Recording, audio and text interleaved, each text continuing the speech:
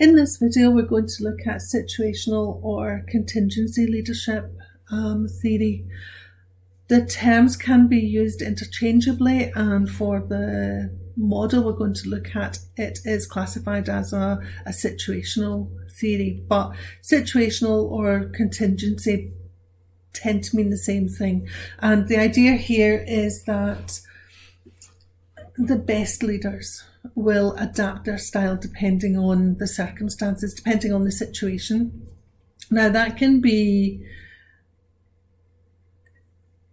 if there's a crisis, you perhaps have to be more authoritarian, take control, make decisions. You don't have time to have a meeting or a discussion with your employees. You just have to deal with something, and in the short term, something like that might be fine. If we think about the behavioural leadership theories, having an authoritarian leader all the time might not be a good thing for the team, but in particular situations that may be necessary. If there's a fire and you need to evacuate, you don't have time to have a meeting to discuss which exit to use. You just take control and tell everybody what to do and where to go.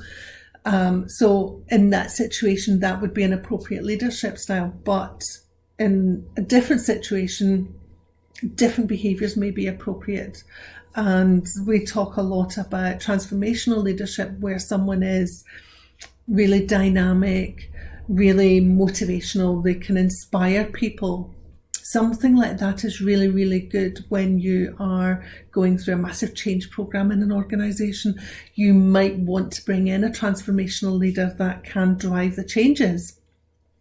But once the changes have taken place and you want to embed the changes, you want things to settle down, to be calm and steady, that transformational leader that's going to be inspiring and driving change is probably not appropriate anymore, and you need someone that's more transactional, that's just going to focus on getting the job done, keeping things ticking over. So you may need to change leaders. So the idea behind situational leadership theory is that you need to be able to adapt your style depending on the situation.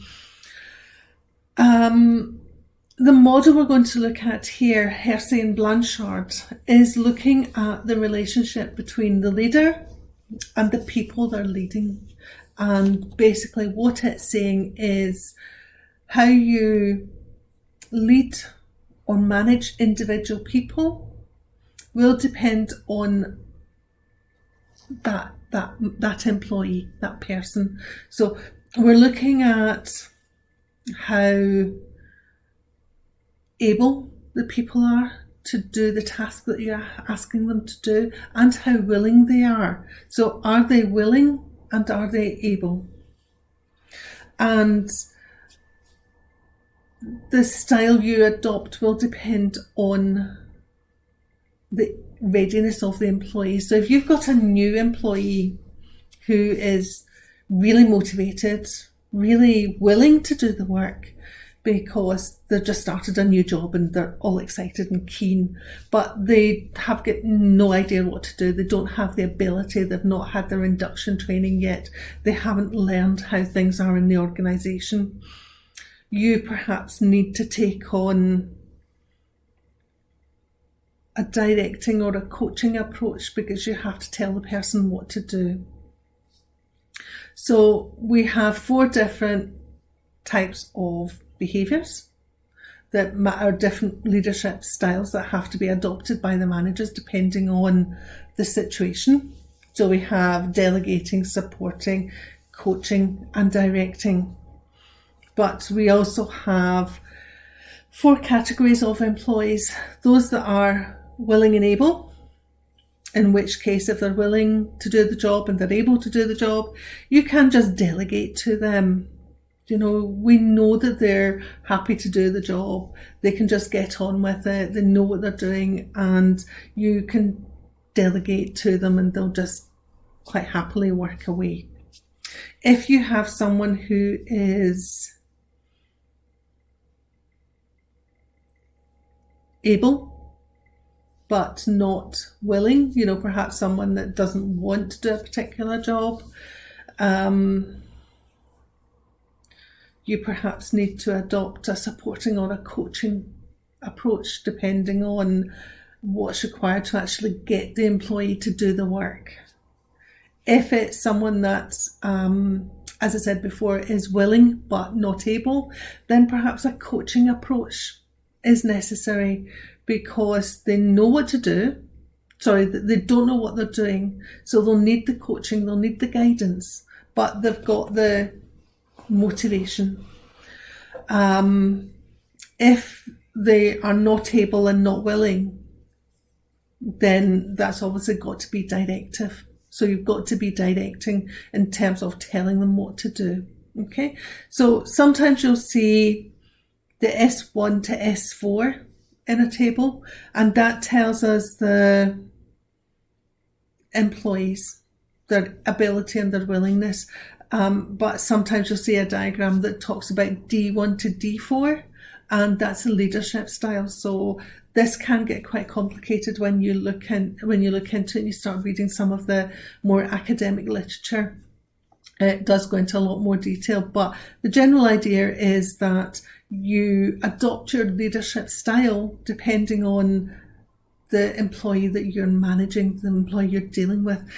If you take a directing style, so think about Blake and Mouton. Blake and Mouton.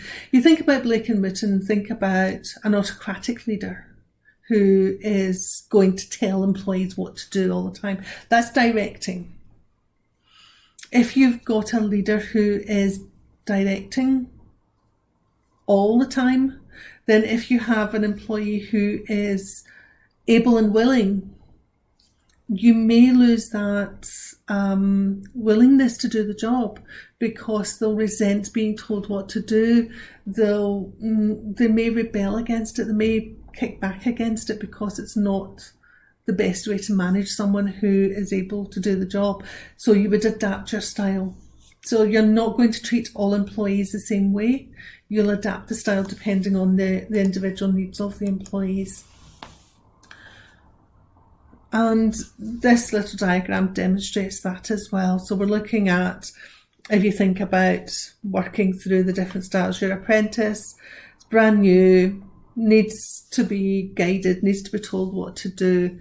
But as the employee works through their own development, you're going to be able to let go, give them more control, more power, as it says at the very bottom of the diagram here, empowering that employee so that they are able to just get on with the job themselves and they don't need you standing over them telling them what to do.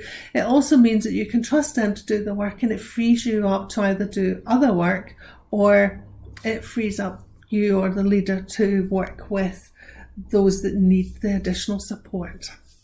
So again, hopefully you found this useful and it will help you understand some different leadership theories. Thank you for listening.